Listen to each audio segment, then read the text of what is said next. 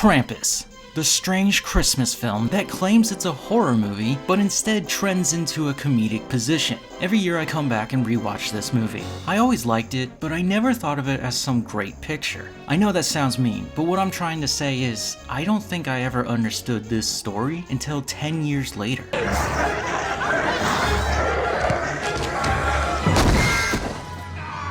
The story begins on a Black Friday, when droves of aggressive customers storm a generic retail store, as lovely Christmas carols are played over the top, before we meet our main character, Max. Max is currently beating down a kid in their nativity scene, while the parents are trying to break up the fight. I see we are learning Max doesn't take well to bullies, and has a mean streak to him, but what is the nativity scene doing in the middle of a retail store during Black Friday hours? If I walked into a Target on Black Friday night, and I saw kids performing on stage, I'd think somebody spiked my Thanksgiving turkey.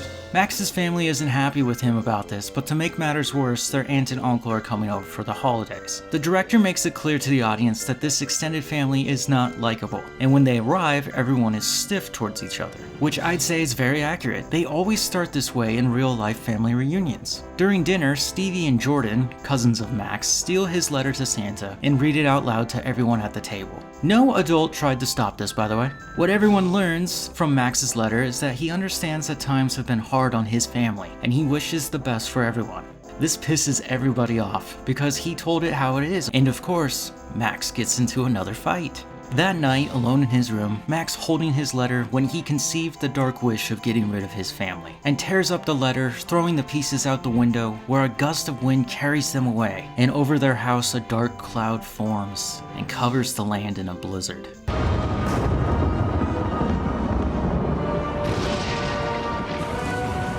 This here, yes, inciting incident, but also the dark cloud. I can't believe it. I never saw it like this.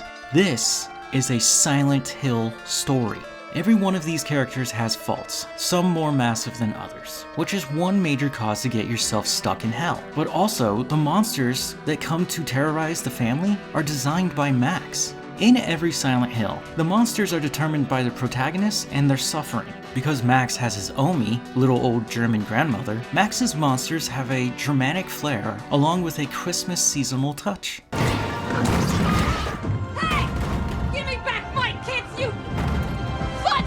I wanted to do a quick little rundown on these monsters. I love them and they are horrifying. First, we've got the Dark Elves, which are Krampus's little helpers. Each one has a uniquely different mask from the other, and they cause about minimal harm, but they are intimidating due to their strength and numbers. Obviously German inspired.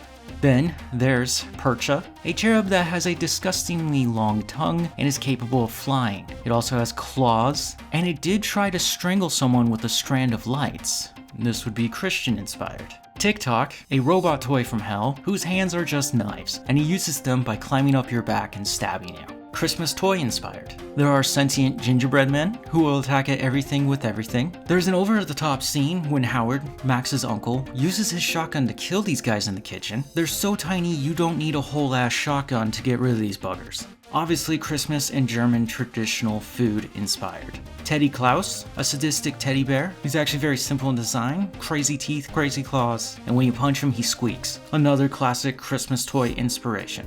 And then there's Der Clown. This thing is f***ing awesome. A jack-in-a-box that slithers like a massive snake within the walls of the house. It is also capable of swallowing a child by opening its grotesque mouth. It also has a horrible screech to it.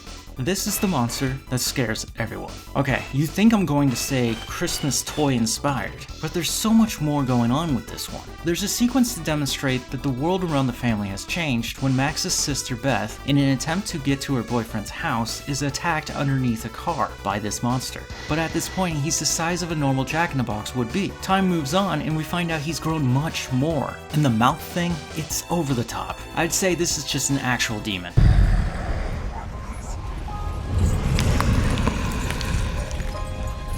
And then finally, there's Krampus, who's just well put together from cloven feet to the large curled horns. A dirty old Santa coat with chains hanging off of him, and that face.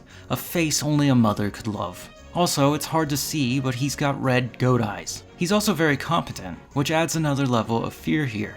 Sadly, we never really get much screen time with him, and his big close-up is of course saved for the climax. We do see him in the background before Beth gets a jack-in-the-box in the face that Krampus howls like a monstrous wolf and can run at alarming speeds, capable of bounding house to house. Which he is Santa's brother, after all, and they share several attributes associated with their jobs. Santa goes house to house bringing presents, Krampus goes house to house punishing bad children. Krampus is German. This is what I meant by this is a Silent Hill story. Max has manifested these monsters in his own personalized hell, where he can punish his family members for being so rotten towards him and each other. Which in its own way is a little messed up. No little boy should carry this much anger. The film is very good at taking this dark turn, from being a drama-riddled family reunion at Christmas, into a survival horror story where their odds of surviving are low. And as the events of the night carry on, we begin to understand somewhat of how this plight came to be, with it all leading back to Omi and her childhood back at the motherland. She first witnessed the horrors of Krampus when she was a child and had made the same wish Max made.